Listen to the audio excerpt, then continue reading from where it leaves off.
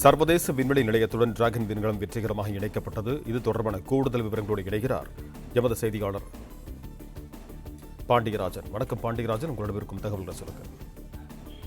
இந்தியாவின் விண்வெளி வரலாற்றில் ஒரு புதிய அத்தியாயம் எழுதப்பட்டிருப்பதாக இந்திய விண்வெளி ஆராய்ச்சியாளர்கள் பெருமிதம் கொள்ளும் வகையில இந்தியாவினுடைய முதல் நபர், இந்தியர் என்கின்ற நபர் சர்வதேச விண்வெளி ஆராய்ச்சி நிலையத்தில் தற்போது காலடியை வைத்திருக்கிறார். குறிப்பாக ராகேஷ் சர்மா இந்தியாவிலிருந்து முதல் முறையாக விண்வெளிக்கு சென்றவர் என்கின்ற ஒரு பெருமையை பெற்றிருந்தார். ஆனால் தற்போது சர்வதேச விண்வெளி மையத்திற்கு சென்ற முதல் இந்தியர் என்கின்ற ஒரு பெருமையையும் இந்தியா பெற்றிருக்கிறது. குறிப்பாக இந்தியாவினுடைய கனவு திட்டமாக ககன்யான் பார்க்கப்பட்டிருக்கிறது. 2027ஆம் ஆண்டு விண்வெளிக்கு மனிதர்களை அனுப்பக்கூடிய அந்த பணியில் இஸ்ரோவினுடைய அந்த செயல்பாடுகள் நடைபெற்றுக் கொண்டிருக்கிறது. அதற்கு முன்னோட்டமாகத்தான் இந்தியர் ஒருவர் விண்வெளிக்கு சென்றிருப்பதற்கான வாய்ப்பு கிடைத்தது. இந்தியாவினுடைய இஸ்ரோவினுடைய மூலமாக தேர்வு செய்யப்பட்ட சுபான்ஷு சுக்லா அதற்கு தேர்வு செய்யப்பட்டிருக்கிறார். ஆக்சியம் மிஷன் 4 குழுவுடன் இணைந்து ஸ்பேஸ் எக்ஸ் நிறுவனம் மற்றும் ஆக்சியம் நிறுவனத்தின் மூலமாக அவருக்கு விண்வெளிக்கு செல்வதற்கான அந்த வாய்ப்பு வழங்கப்பட்டது. இந்தியாவினுடைய ஒரு நபராக இருந்து கொண்டு அவர் விண்வெளிக்கு அனுப்பப்பட்டிருக்கிறார். அதில் இஸ்ரோவினுடைய பங்கு என்பது இந்த திட்டத்தை பொறுத்த வரைக்கும் 450 கோடி ரூபாய்க்கு மேலும் பல தொழில்நுட்ப உதவிகளையும் இணைந்து ஒரு கூட்டு முயற்சியாகத்தான் ஸ்பேஸ் ஸ்டேஷனுக்கு அவர் அனுப்பியிருக்கிறார். குறிப்பாக 28,000 கிலோமீட்டர் வேகத்தில் சர்வதேச விண்வெளி ஆய்வு மையம் என்பது பூமியை சுற்றி கொண்டிருக்கிறது. 28,000 கிலோமீட்டர் வேகத்தில் சுற்றி கொண்டிருக்கக்கூடிய சர்வதேச விண்வெளி ஆராய்ச்சி மையத்துடன் தான் இந்த டாக்கிங் என்பது நிகழ்த்தப்பட்டிருப்பதாக தற்போது அந்த காட்சிகளை நாம் பார்த்துக் கொண்டிருக்கிறோம். இந்த டாக்கிங் நிகழ்வு என்பது இதற்கு முன்பாக, அதாவது ஸ்பேஸ் எக்ஸ் நிறுவனத்தை பொறுத்த வரைக்கும் இதன் மூலம் பலமுறை பொருட்களை இங்கிருந்து ஏற்றிச் செல்வது, சர்வதேச விண்வெளி ஆராய்ச்சி மையத்திற்கு பொருட்களை ஏற்றிச் செல்வதற்காக அந்த டாக்கிங் அன்டாக்கிங் என்கின்ற முறைகள் எல்லாம் பலமுறை நடைபெற்றிருக்கிறது. சுனிதா வில்லியம்ஸ் அந்த அன்டாக்கிங் முறையில் ஏற்பட்ட பிரச்சனை காரணமாக நீண்ட நாட்கள் விண்வெளியில் இருந்து மீண்டும் வெற்றிகரமாக பூமிக்கு திரும்பியிருந்தார். அந்த செய்திகளையும் பார்த்திருந்தோம். விண்வெளியை பொறுத்த வரைக்கும் அங்கு செல்ல வேண்டுமானால் டாக்கிங் என்கின்ற அந்த முறை மிகவும் வெற்றிகரமாக செயல்படுத்த வேண்டும். அந்த வகையில் தான் ஸ்பேஸ் எக்ஸினுடைய அந்த டிராகன் க்ரூ என்கின்ற அந்த விண்கலம் மிகச் சிறப்பாக டாக்கிங் முறையை செயல்பட்டு வருகிறது. பூமியில் இருந்து விண்வெளி ஆராய்ச்சிக்கு தேவையான பொருட்களை ஏற்றிச் செல்வது, மனிதர்களை ஏற்றிச் செல்வது, வெற்றிகரமாக விண்வெளி ஆராய்ச்சி நிலையத்துடன் இங்கிருந்து போகக்கூடிய விண்கலன்களை இணைய வைப்பது, மேலும் அங்கிருந்து இணைந்திருக்கக்கூடிய விண்கலனை பிரித்து மீண்டும் பூமிக்கு கொண்டு வருவது என்கின்ற அந்த பல்வேறு வகையான வேலைகளை, சவால்மிக்க வேலைகளை ஸ்பேஸ் எக்ஸ் நிறுவனம் மிக எளிதாக மாற்றியிருப்பதாக சொல்கிறார்கள். இந்நிலையில் தான் 2027 ககன்யான் திட்டம், விண்வெளிக்கு மனிதர்களை அனுப்புவது முழுவதுமாக இந்தியாவினுடைய இஸ்ரோவினுடைய கனவு திட்டமாக இருக்கக்கூடிய நிலையில இந்தியர் சுபான்ஷு சுக்லா தற்போது சர்வதேச விண்வெளி ஆராய்ச்சி நிலையத்தில் இருக்கிறார். இந்தியாவின் சார்பில் அவர் சென்றிருந்தாலும் 1984ஆம் ஆண்டு ராகேஷ் சர்மா ரஜாவினுடைய விண்கலத்தில் விண்வெளிக்கு சென்றிருந்தார். ஆனால் அவர் ISS போன்ற விண்வெளி ஆய்வு மையத்தில் பயணம் மேற்கொள்ளவில்லை. எனவே ISS ஒரு சர்வதேச விண்வெளி ஆராய்ச்சி நிலையத்தை அடைந்த முதல் இந்தியராக சுபான்ஷு சுக்லா ஒரு புதிய வரலாற்றை இந்திய விண்வெளி ஆராய்ச்சியில் உருவாக்கியிருக்கிறார் என்று சொல்லலாம். இந்த ஆக்சியம் 4 குழுவின் பகுதியாக சுபான்ஷு சுக்லா 14 நாட்கள் விண்வெளி ஆராய்ச்சி மையத்தில் தங்கியிருக்க இருக்கிறார். சுமார் 60 அறிவியல் ஆய்வுகள் அங்கே நடைபெற இருக்கிறதாக சொல்லப்பட்டிருக்கிறது. இதுல 7 ஆய்வுகள் இந்தியா சார்ந்தவையாக மேற்கொள்ளப்பட இருப்பதாகவும் சொல்லப்பட்டிருக்கிறது. குறிப்பாக பல்வேறு நாடுகளுடைய தரப்பில் விண்வெளி ஆராய்ச்சி மையத்திற்கு சென்றிருக்கக்கூடிய அந்த 4 விஞ்ஞானிகளில் 60க்கும் மேற்பட்ட ஆய்வுகள் செய்யப்பட இருக்கிறது. அதில் 7 ஆய்வுகள் இந்தியா மேற்கொள்கிறது என சொல்கிறார்கள்.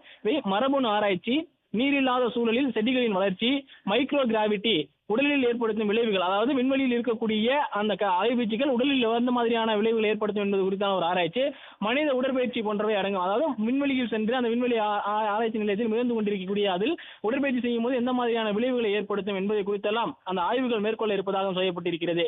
நேற்று மதியம் 12:01 ஃபால்கான் 9 ராக்கெட் மூலமாக அந்த டிராகன் விண்கலம் விண்ணில் செலுத்தப்பட்டது.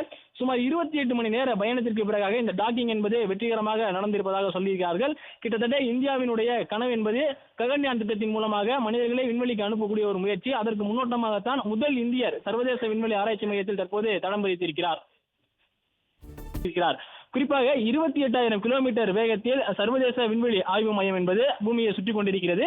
28,000 கிலோமீட்டர் வேகத்தில் சுற்றி கொண்டிருக்கக்கூடிய சர்வதேச விண்வெளி ஆராய்ச்சி மையத்துடன் தான் இந்த டாக்கிங் என்பது நிகழ்த்தப்பட்டிருப்பதாக தற்போது அந்த காட்சிகளை நாம் பார்த்துக் கொண்டிருக்கிறோம்.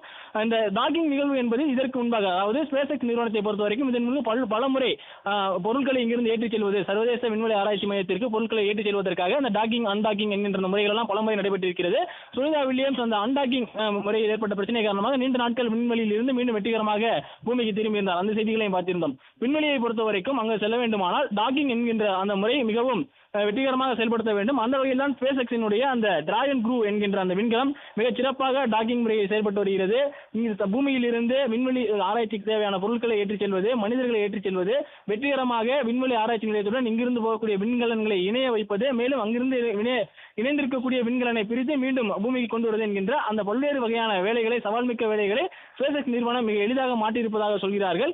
இந்நிலையில் தான் 2027 ககன்யான் திட்டம் விண்வெளிக்கு மனிதர்களை அனுப்புவது முழுவதுமாக இந்தியாவினுடைய இஸ்ரோவினுடைய கனவு திட்டமாக இருக்கக்கூடிய நிலையில இந்தியர் சுபான்ஷு சுக்லா தற்போது சர்வதேச விண்வெளி ஆராய்ச்சி நிலையத்தில் இருக்கிறார்.